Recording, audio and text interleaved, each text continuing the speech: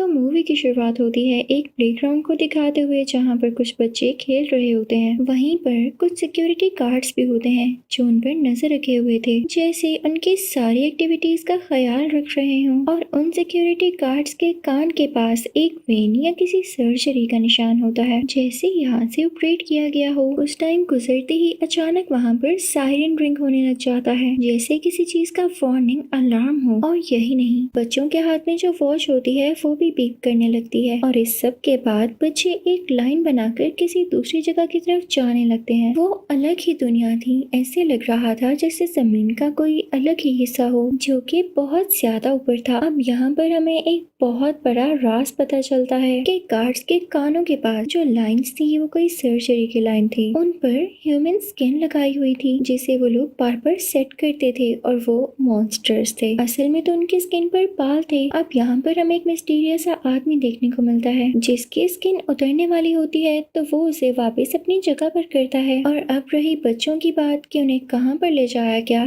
तो हम बच्चों का भी सीन देखते हैं। उनको चेयर्स पर बांधा जा रहा होता है, उनके हाथ पांव भी बांध दिए जाते हैं और उन पर एक्सपेरिमेंट्स किए जाते हैं कुछ ऐसी मशीन से जो रेज निकालती हैं और जाकर एक टावर पर लगती हैं और टावर टूट जाता है। इस वजह से अर्थक्वेक यानी ज़लज़ला आने लगता है। एक बच्चे की सोते हुए आंख खुल जाती है, उसका नाम जेक होता है। वो एक ड्राइंग बनाने लगता है और सब की जो उसने अपने ख्वाब में देखा उसे विजन्स भी आया करते थे और इसके साथ ये होना नॉर्मल बात थी। इसके पीछे क्या रीजन था ये किसी को भी नहीं पता था। और अब जब जेक अपनी मॉम को भी बताता तो इसकी मॉम भी इसकी बातों पर यकीन नहीं करती थी, जिसकी वजह से वो बच्चा परेशान रहने लगा। उसे डिप्रेशन हो गया था क्योंकि आज तक किसी ने भी उसकी बात पर यकीन ही नहीं किया। जेक डॉक्टर के पास जाता तो वो भी उसे यही कहता कि ये सिर्फ तुम्हारी कम नींद की वजह से हो रहा है। अब जेक कुछ भी नहीं कर सकता था तो वो वहाँ से बाहर आता है और घर जाते हुए रास्ते में उसे एक अजीब सा आदमी दिखाई देता है और वो भी अपनी स्किन ठीक कर रहा था। और इसका ये मतलब ये सिर्फ बातें विजन्स में नहीं थी बल्कि ऐसे मॉन्स्टर्स रियलिटी में भी थे। तभी फौरन से जेक के सामने एक मिस्टीरियस सा आदमी आकर उसे कहता है कि तुम अपना ध्यान रखना क्योंकि ऐसे ही कुछ मॉन्स्टर्स बच्चों को किडनैप कर रहे हैं। ये सुन के जेक डर जाता है और सोचता है कि अब से मैं कोई ख्वाब नहीं देखूंगा। हो सकता है कि मेरे ख्वाबों की वजह से ही मुझे हर तरफ ऐसे मॉन्स्टर्स दिखाई दे रहे हैं। अब ये सोच के वो सो जाता है। अब की बार उसके ख्वाब में एक आदमी आता है जो कि मैजिशियन था और अपनी बातों और अपने मैजिक से लोगों को मैनिपुलेट कर सकता था, उनके माइंड को रीड कर सकता था, उनकी लाइफ में कंफ्यूजन क्रिएट कर सकता था। और ये मैजिशियन कोई इंसान नहीं था बल्कि ये भी एक मॉन्स्टर था। अब हम जंगल का सीन देखते हैं जहाँ पर एक बाप बेटा बैठे होते हैं। इनको गन यूज करना और उसे चलाना बहुत अच्छे से आता था। तभी इनके कानों में किसी की विस्लिंग की आवाज पड़ती है और वो कोई और नहीं बल्कि मैजिशियन ही था जो कि इनकी तरफ बढ़ रहा था। और जैसे ही उसको देखते हैं तो अपनी गन्स उस पर पॉइंट कर लेते हैं। तो इस वजह से वो मैजिशियन कोई मैजिक करके उस लड़के के फादर को मार ही डालता है और उसकी फौरन से डेथ हो जाती है। लेकिन वो उस लड़के को कुछ भी नहीं कह पाता था क्योंकि वो एक प्योर सोल थी। वो लड़का किसी से नहीं डरता था और जब वो मैजिशियन मुड़कर जा रहा होता है तो वो प्योर सोल उसे पीछे से शूट कर देती है। यानी यही इंसान, लड़का और मैजिशियन भी किसी से कम नहीं था। तो वो उस बुलेट को अपने हाथ से ही पकड़ लेता है। अब जेक अपने ख्वाब में एक पुरानी सी बिल्डिंग देखता है जो कि किसी घर की जैसी थी। वो अब की बार भी अपनी नींद से बहुत ज्यादा डर कर उठता है और पेपर पर उसे ड्रॉ करने लगता है। वो समझ चुका था इस घर के साथ कोई ना कोई चीज तो जरूर एसोसिएटेड है। तो वो इंटरनेट पर सर्च करने लगता है, लेकिन उसे जब कोई इन्फॉर्मेशन नहीं मिल पाती तो अपने स्केच के पिक्चर इंटरनेट पर अपलोड कर देता है और सबसे कहता है कि अगर किसी को इस घर के बारे में कुछ भी पता चले तो वो मुझसे कांटेक्ट करे। और जब वो बाहर जाता है तो उसकी मॉम उसे बताती है कि उसे आज भी डॉक्टर पर जाना होगा, लेकिन इन दो लोगों के साथ जो कि अभी भी उसके घर में आए थे। लेकिन जैक को वो आदमी बिल्कुल अच्छे नहीं लग रहे होते क्योंकि असल में वो भी मॉन्स्टर्स थे जिन्होंने ह्यूमन स्किन पहनी हुई थी और वो यहाँ पर जेक को किडनैप ही करने आए थे। इतनी ही देर में जेक को उस घर का एड्रेस भी मिल ही जाता है तो वो वहाँ से भागते हुए उस तरफ जाता है। लेकिन वो घर जेक के बहुत पास था तो वो फौरन से उस घर में चला जाता है। लेकिन उस घर को देख के ये नहीं लग रहा था कि ये सालों से खाली है क्योंकि उसके अंदर बहुत अजीब अजीब चीजें थी और ऐसे लग रहा था जैसे उस घर में जान हो। वहाँ पर एक मशीन भी पड़ी होती है जिस पर जेक एक कोड टाइप करता है 1919 और ये मूवी की स्टार्टिंग में हमने गार्ड के पीछे देखा था और ये कोड पता है किस चीज के लिए था, दूसरी दुनिया तक जाने के लिए, रास्ता खोलने के लिए। और जेक के कोड टाइप करते ही एक पोर्टल खुल जाता है, लेकिन इससे पहले कि जेक उसके अंदर जा सकता वो घर उसे रोकने लगता है और अपने आप में जकड़ लेता है। जेक अपनी सारी पावर्स इकट्ठी करके खुद को छुड़ाता है, अपने बाजू खोल लेता है और उस पोर्टल से बाहर निकल जाता है। अब जेक दूसरी दुनिया में पहुंच चुका था। वो जगह बहुत ही ज्यादा डिजर्टेड थी, दूर दूर तक कोई भी देखने को नहीं मिल रहा था। इस बात की खबर मैजिशियन को भी हो जाती है कि किसी ने जमीन से कोई पोर्टल खोला है दूसरी दुनिया में जाने के लिए। अब उस तरफ जेक जब जा रहा होता है तो उसे काफी प्यास लगने लगती है और उसके सामने उसे पानी की बोतल मिलती है। वो उस वाटर बोतल को उठाकर उसमें से पानी पीने लगता है, लेकिन इससे पहले ही वहाँ पर वही प्योर सोल वाला आदमी आ जाता है।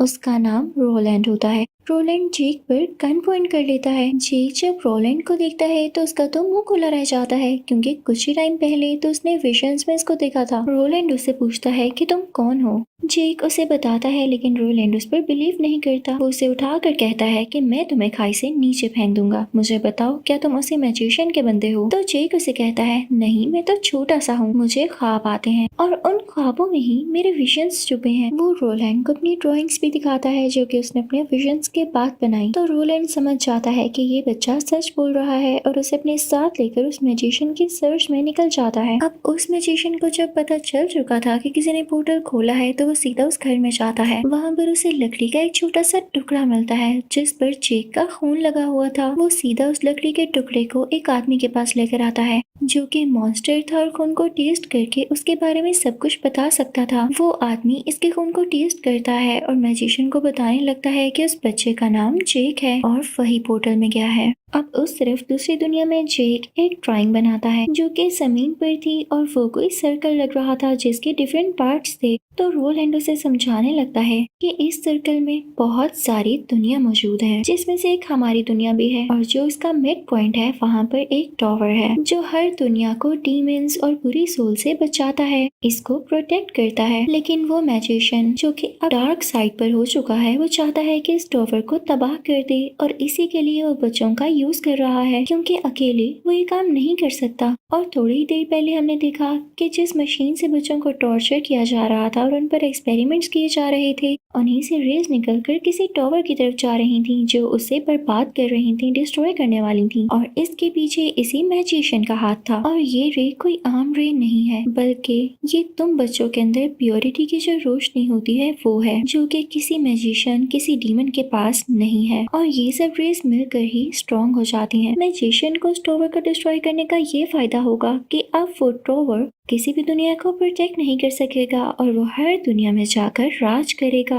और इस वजह से बहुत सारे अर्थक्वेक्स आएंगे। तभी तो तुम्हें बार बार केयरफुल रहने के लिए कहा जाता था, क्योंकि वो तुम्हें भी यूज करना चाहता है। जेक की बातें सुन ही रहा होता है कि तभी जेक को अपने फादर की आवाज आती है और वो उस तरफ चल पड़ता है, रोलैंड को बताए बगैर। वो उसके फादर की शक्ल का ही कोई आदमी होता है। जेक उस तरफ बढ़ने लगता है और अपने हाथ आगे करता है, लेकिन साथ ही वो आदमी एक मॉन्स्टर में बदल जाता है, क्योंकि वाकई वो मॉन्स्टर ही था जिसने जेक के फादर का रूप लिया हुआ था। इससे पहले कि वो जेक को पकड़ता या उसे नुकसान पहुंचाता, पीछे से रोलैंड आ जाता है और उस मॉन्स्टर पर अंधाधुंध फायरिंग स्टार्ट कर देता है, यानी उसे बहुत ज्यादा शूट करता है। वो मॉन्स्टर वहाँ से चला जाता है। उसके जाते ही एक और मॉन्स्टर आता है और रोलैंड को ऊपर हवा में उठा लेता है। उसे काफी चोट आती है। इसके बाद वो मॉन्स्टर जेक की तरफ बढ़ता है, ये सोचते हुए कि रोलैंड तो अब जख्मी है तो जेक को मेरे हाथों से ये नहीं बचा सकता। लेकिन ये उसकी भूल थी, रोलैंड किसी को भी अकेला नहीं छोड़ सकता था। वो उसको भी शूट करके मार देता है। उधर मैजिशियन जेक के घर पहुंच चुका था, जहाँ पर जेक की मदर और उसके स्टेप फादर रहते थे। वहाँ पर भी मैजिशियन जाकर कोई मैजिक स्पेल कास्ट करता है, जिससे जेक के फादर मर जाते हैं और अब वो उसकी मदर को अपने काबू में करते हुए उसके सारे विजन्स देखने लगता है, जैसे वो जेक के बारे में कुछ जानना चाह रहा हो। और जब उसका काम पूरा हो जाता है तो वो जेक की मदर को भी मार देता है। अब जेक और रोलैंड चलते चलते एक टाउन में पहुंचते हैं, जहाँ पर उनकी मुलाकात बहुत ही प्यारी लड़की से होती है। यानी वहाँ पर उन्हें एक बहुत वाइज और अच्छी लड़की मिलती है जो कि किसी भी पिक्चर या स्केच को देख के उसका एड्रेस बता सकती थी। अब रोलैंड उसे जेक की बनाई गई एक ड्राइंग दिखाता है और वो उन्हें उसका रास्ता बता देती है, लेकिन इससे पहले जेक से बात करती है कि मुझे तुम्हें देख के ही पता चल गया था कि तुम स्पेशल बच्चे हो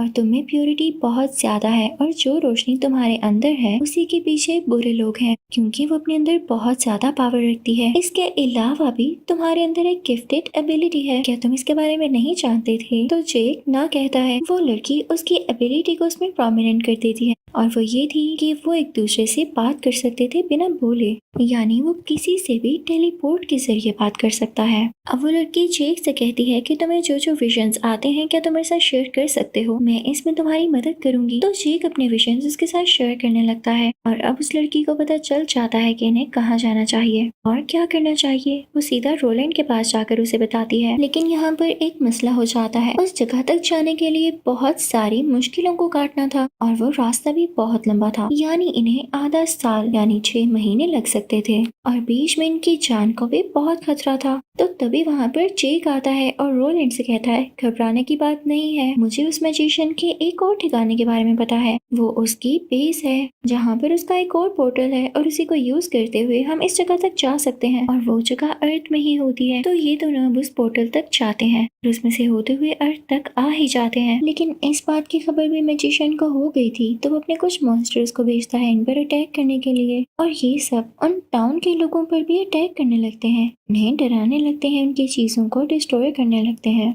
वो हर तरफ आग लगा देते हैं। तो रोलैंड जेक से कहता है घबराना नहीं, मैं सब संभाल लूंगा। दूसरी तरफ से मैजिशियन उन सब डीमंस को कंट्रोल कर रहा होता है। अब रोलैंड अपनी गन तैयार कर लेता है। आग में से वो सब डीमंस निकल कर बाहर आ रहे होते हैं, लेकिन रोलैंड उन्हें फौरन से शूट कर देता है। एक लड़की रो रही होती है क्योंकि उसके घर वाले अंदर होते हैं और डीमंस ने उनके घर को तबाह कर दिया होता है। तो रोलैंड उस घर के अंदर जाकर भी उन डीमंस को शूट कर देता है। अब रोलैंड का ध्यान बाहर होता है और उसकी गन में कुछ बुलेट्स नहीं होती और जैसे ही वो अपनी गन में बुलेट्स लोड करने वाला होता है तो ऊपर से मॉन्स्टर यानी डीमन आकर उस पर अटैक कर देता है। उसकी सारी बुलेट्स नीचे गिर जाती हैं। वो रोलैंड का सर टेबल पर रखकर उसके फेस और उसकी बॉडी पर पंचेस मारने लगता है, लेकिन जल्द ही रोलैंड उसे पीछे पुश अपनी गन में बुलेट्स लोड करता है और उसे भी शूट कर देता है। तो घर वाले सुकून का सांस लेते हैं। अब सारे टाउन वाले मिलकर बकेट्स में पानी लेके टाउन की आग बुझाने लगते हैं और रोलैंड भी एक एक करके सब डीमंस यानी मॉन्स्टर्स को मार चुका होता है।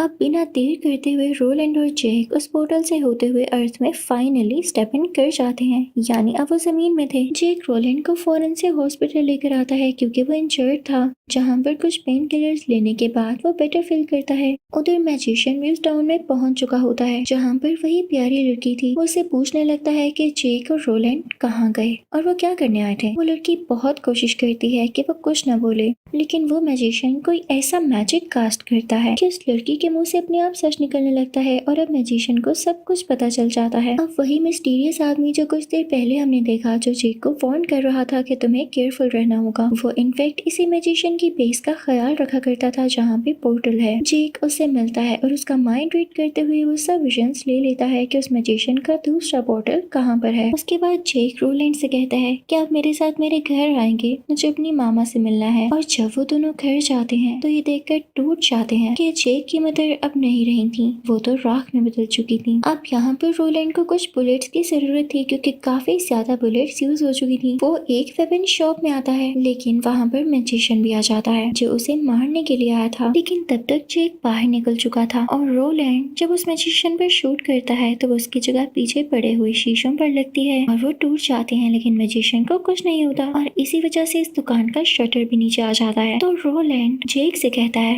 रन, तुम यहाँ से भाग जाओ, लेकिन जेक देखता है कि उसके पीछे कोई बाल्ट आदमी है जो उसे पकड़ना चाहता है, तो जेक फौरन से भागने लगता है। अब मैजिशियन उस स्टोर कीपर को ऑर्डर देता है कि रोलैंड ने तुमसे जबरदस्ती बुलेट्स ली हैं तो तुम इसे मार डालो, और वो उसी का कहना मानकर उस पर शूट करने लगता है, लेकिन रोलैंड उसे स्टोर कीपर की गर्दन पर शूट करके उसे वहीं पर मार देता है। और अब मैजिशियन और रोलैंड में दोबारा से बहस शुरू हो जाती है। रोलैंड वहाँ से निकलने की कोशिश करता है, लेकिन वो रास्ता तो कहीं का और निकल रहा था। दूसरी तरफ हम जेक को देखते हैं जो कि वहाँ से भाग रहा होता है और सामने से पुलिस कॉप्स नजर आते हैं। उनकी तरफ जाने लगता है, तभी सामने एक वैन आकर रुकती है और उसमें से एक आदमी निकलकर जेक को फौरन से वैन के अंदर ही बिठा लेता है और वैन का दरवाजा बंद करते हुए कॉप्स के सामने से ही निकल जाते हैं वो लोग। अब उधर रोलैंड जब भी मैजिशियन पर शूट करता तो वो गायब हो जाता और अब फाइनली रोलैंड भी स्टोर से बाहर आ जाता है और जेक को ढूंढने लगता है, लेकिन वो उसे कहीं नहीं मिलता। और मैजिशियन जहाँ पर गायब होके गया था उसकी बेस ही थी जहाँ पर उसी के आदमी किडनैप जैक को उसके पास लेकर आते हैं और यहाँ पर उस मैजिशियन को पता चलता है कि ये बच्चा बहुत ज्यादा प्योर है और इसमें बहुत ज्यादा रोशनी भी है जिससे वो रेस निकाल सकता है।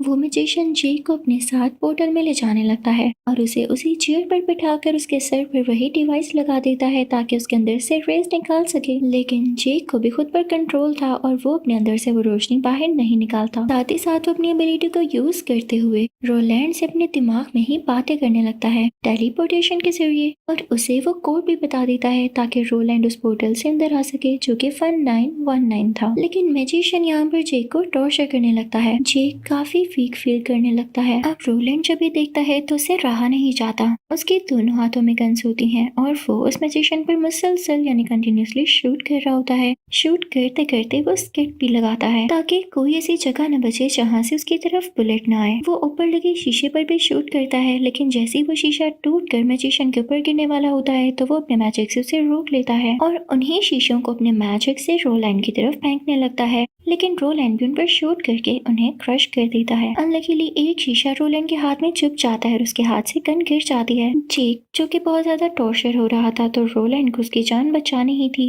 तो वो एक ही गन से उस मैजिशियन की तरफ बढ़ता है और कुछ बॉक्सेस के पीछे छुपकर चांस का इंतजार करने लगता है। वो मैजिशियन भी उसे ढूंढते ढूंढते आगे बढ़ रहा था। रोलैंड अपने मुंह से अपने हाथ में छुपा हुआ शीशा बाहर निकालता है और वहीं से कुछ एंगल्स मेजर करते हुए फायरिंग स्टार्ट कर देता है। बुलेट्स टकरा कर उस मैजिशियन तक पहुंचती हैं, लेकिन उससे पहले ये मैजिशियन उन बुलेट्स को कैच करता जा रहा था और उसे कुछ भी नहीं होता। लेकिन रोलैंड की भी शूटिंग एबिलिटीज कुछ कम नहीं थी। वो इस तरह से फायरिंग करता है कि एक सीढ़ी मैजिशियन के ऊपर आकर गिरती है और वो गिर जाता है और अब मैजिशियन उठकर उन्हीं बुलेट्स को यूज करते हुए वो रोलैंड की तरफ फेंकने लगता है और अब की बार भी एक बुलेट रोलैंड के हाथ में लग जाती है और साथ ही मैजिशियन रोलैंड पर कंक्रीट फेंकने लगता है और समझता है कि वो शायद इसी के नीचे आकर मारा गया। रोलैंड जो कि वहां पर गिरकर बेहोश हो चुका था और उस पर काफी डर्स थी, उसके दोनों हाथ जख्मी थे। तो उधर जेक भी काफी परेशान हो रहा होता है कि यहाँ से मैं कैसे निकलूं। अब मैजिशियन अपने हाथ में फाइल लेकर आता है जिसको जेक देख ले और टेलीपोर्टेशन की हेल्प से रोलैंड से बात करने लगता है कि आपको गन उठानी होगी। वो आपकी तरफ बढ़ रहा है और आपको इस टाइम शूट करना है। तो जब मैजिशियन रोलैंड की तरफ बढ़ता है तो रोलैंड अपनी गन उठाता है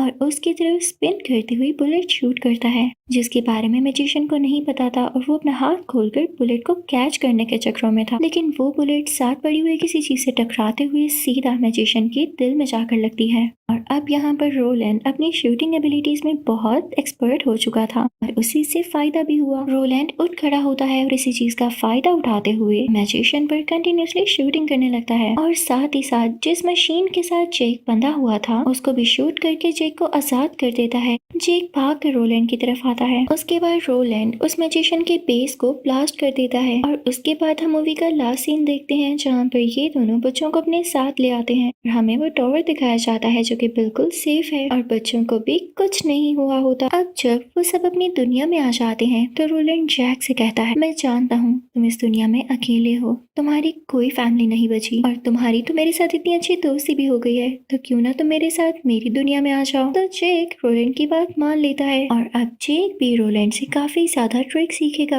और उसी की तरह स्ट्रॉन्ग और पावरफुल बनेगा। तो इसी के साथ इस मूवी का एंड होता है। आई होप आपको एक्सप्लेनेशन अच्छी लगी होगी। Thank you for watching.